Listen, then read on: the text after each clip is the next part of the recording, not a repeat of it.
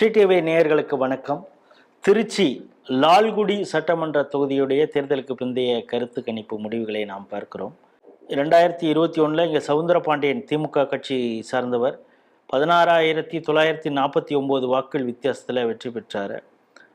அப்பொழுது 80% வாக்குகள் பதிவாயிருந்தது. இப்போ 86.19% வாக்கு பதிவாயிருக்குது.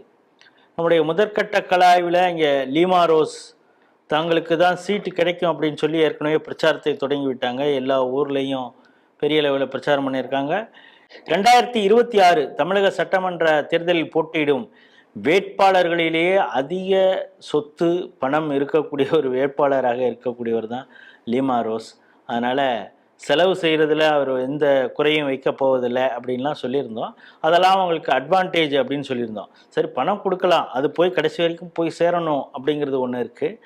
ஆனால் இப்பொழுது ஒரு அலையாக எங்கே பார்த்தாலும் விசில் சத்தம் கேட்கறது. இளைஞர்கள் தாவைக்காக்கு ஒரு ட்ரெஸ் கோட்லேயே ஓட்டு போடுற அளவுக்கெல்லாம் கடைசி நேரத்தில் மாறி இருக்கு அப்படிங்கிறத பார்க்குறோம்.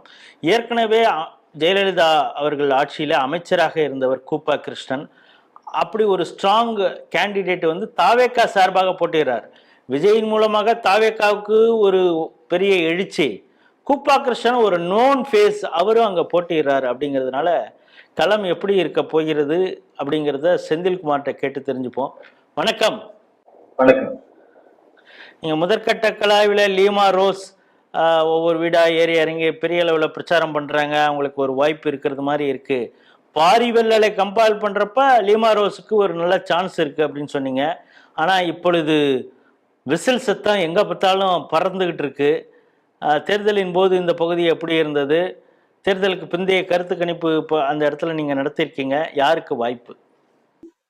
லால்குடியை பொறுத்த வரைக்கும் நான் முன்னாடியே சொன்ன மாதிரி ஒரு பணக்கார வேட்பாளர் இருக்கக்கூடிய ஒரு முக்கிய தொகுதி, முக்கியமா ஒரு பெண் வேட்பாளர் இருக்கக்கூடிய ஒரு முக்கியமான தொகுதி. அதை தாண்டி மும்முனை போட்டி இருக்கக்கூடிய ஒரு முக்கியமான தொகுதின்னு சொல்லணும். ஏன்னா நாம் தமிழர் இருந்தாலுமே மும்முனை போட்டி தான் ரொம்ப கடுமையா இருக்கிறது அப்படின்னு பார்க்க முடியும். ஏன்னா சொன்ன ஆளுங்கட்சியா இருக்கக்கூடிய திமுக புதிய வேட்பாளராக இருந்தாலும் அவர் ஆளுங்கட்சியினோட வேட்பாளராக இருக்கிறதுனால அவர் ஒரு போட்டி. அதை தவிர இந்த பக்கம் அதிமுக இருக்காங்க. இன்னொன்னு இருந்த கூப்பா கிருஷ்ணன் அவர்கள் அவரும் தாவேக்கால போய் பரிச்சயமான முகமா இருக்கிறார். இந்த கூப்பா கிருஷ்ணன் அவர்கள் இந்த தொகுதியில கணிசமான ஓட்டு, முக்கியமா எப்பயுமே கிடைக்கக்கூடிய இளைஞர்கள் பட்டியல வாக்குகள் அதெல்லாம் தாண்டி முத்திரையர்கள் வாக்கு கணிசமான அளவுல அதை பார்க்க முடியும். ஏன்னா அந்த வாக்குகள் பெரிய அளவுக்கு அவர் கை கொடுக்கும் அப்படிங்கிறது இந்த பகுதியில அவர் பெரிய அளவுக்கு பிரிக்கிறாரு அப்படிங்கிறது தான் ஒரு முக்கியமான தகவலா இருக்கு. தேர்தலுக்கு பின்னாடி தேர்தலுக்கு முன்னாடி சரி பின்னாடி அந்த வந்த தகவல் என்னன்னா, அவர் கூப்பா கிருஷ்ணன் இந்த மற்ற தமிழ்நாடு முழுக்க இருக்கக்கூடிய ஓட்டுகளை தாண்டி முக்கியமா முத்திரையர்கள் ஓட்டை லால்குடியில பிரிக்கிறது அப்படிங்கிறது ஒரு முக்கியமான தகவல். ஏன்னா அந்த முத்திரையர்கள் ஓட்டு ஒரு டிசைனிங் ஃபேக்டரா கூட இருக்கலாம்.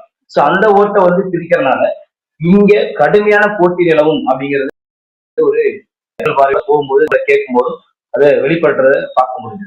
அதை தாண்டி அதிமுக லீமா ரோஸ் அவர்கள் கடுமையா பிரச்சாரம் பண்ணி அங்க இருக்கக்கூடிய நிர்வாகிகள், அதிமுக நிர்வாகிகளா இருக்கட்டும், கூட்டணி கட்சி நிர்வாகிகளா இருக்கட்டும், அவங்கள்ட்ட வேலையை பிரிச்சு கொடுத்து முன்னாடியே பிரச்சாரம் ஆரம்பிச்சா கூட திமுக ஆளுங்கட்சி அப்படிங்கிற ஒரு ரோல்ல இருந்து எடுத்து அவங்க அவங்களோட வேலைகளை எப்படி மூலம் பண்ணியிருக்கிறாங்க. இவங்களுக்கும் அவங்களுக்கும் கடுமையான பயிற்சி இருந்தாலும் ஜெயிக்கிறது லீமாவா பாரிவல்லா அப்படின்னும் போது குறுக்க இந்த கூப்பா கிருஷ்ணன் அவர் இருக்கிறதுனால போட்டி ரொம்ப கடுமையா தான் இருக்கும் அப்படிங்கிறது நம்ம தேர்தலுக்கு முன்னாடி கணிக்க முடிய ஒரு தகவல். திருச்சி லால்குடி சட்டமன்ற தொகுதியுடைய தேர்தலுக்கு பிந்தைய கருத்து கணிப்பு தான் நம்ம பார்க்குறோம். குறிப்பாக இந்த திருச்சி மாவட்டத்தில் பல தொகுதிகள் ஒரு கடும் போட்டி இருக்கக்கூடிய ஒரு தொகுதியாகத்தான் மாறி இருக்கிறது அப்படிங்கிறத பார்க்குறோம். தேர்தலுக்கு முந்தைய களப்பணியில் லீமா ரோஸ் முன்னணியில் இருந்தார். இப்பொழுது குறுக்கே வந்த கூப்பா கிருஷ்ணன் அவரும் அதிமுக முகம். இப்போ நம்ம இதில் என்ன பார்க்கணும்னா, கூப்பா கிருஷ்ணன் சென்ற முறை அதிமுக சார்பில் தானே போட்டி போட்டிருக்கார். இப்போ கூப்பா கிருஷ்ணனை பார்த்துட்டு சில பேர் அவர் அதிமுக காரர் நிற்கிறாரு அப்படின்னு சொல்லி யாராவது மறந்துட்டு லீமா ரோஸ்க்கு இலை சின்னத்தில் போட்டிருந்தா சந்தோஷம். ஆனால் இப்போ விசில் சின்னம் தாவேக்காக்கு அந்த சின்னமும் மக்களுக்கு எல்லாம் போய் சேர்ந்து விட்டது. அதனால் அந்த சின்னம் போகலை, அதனால் இவரை பார்த்தோன்னே ரெட்டலையிலேயே பழையபடி போட்டாங்க அப்படின்னு நம்ம சொல்லக்கூடிய அளவுக்கு மக்கள் எவ்வளோ குழப்பம் அடையலை அப்படிங்கிறது தான். அந்த அளவுக்கு தெளிவாக இருக்காங்க. விசில் சின்னம் தாவேக்காவுடைய சின்னம் போய் சேர்ந்திருக்கு. இந்த முறை கோப்பா கிருஷ்ணன் தாவேக்கா சார்பாக போட்டுகிறார். அவர் இளைஞருடைய வாக்குகளை பிரிக்கிறார், எல்லா சமுதாயத்த வாக்குகளை பிரிக்கிறார் அப்படிங்கிறதையும் தாண்டி இந்த பகுதியில் முத்தரையர்களுடைய ஓட்டு ஒன்று அதிமுகவுக்கு ஒன்று திமுகவுக்கு, ஏன்னா 2 பிரிவாக இருக்கிறாங்க.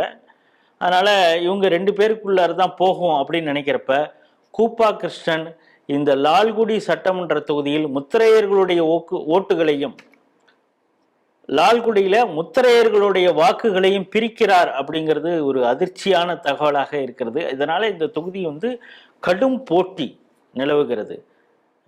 அதாவது ஒரு மும்முனை போட்டி நடப்பதனால அந்த கூப்பா கிருஷ்ணன் அவர்கள் பிரிக்கக்கூடிய வாக்கு யாருக்கு சாதகமாக இருக்க போகிறது அப்படிங்கிறது மே 4 தான் தெரியும். அப்படிங்கிறது தான் லால்குடி சட்டமன்ற தொகுதியுடைய தேர்தலுக்கு பிந்தைய கருத்து கணிப்பு. மீண்டும் வேறொரு சட்டமன்ற தொகுதியில் சந்திப்போம். நன்றி, வணக்கம்.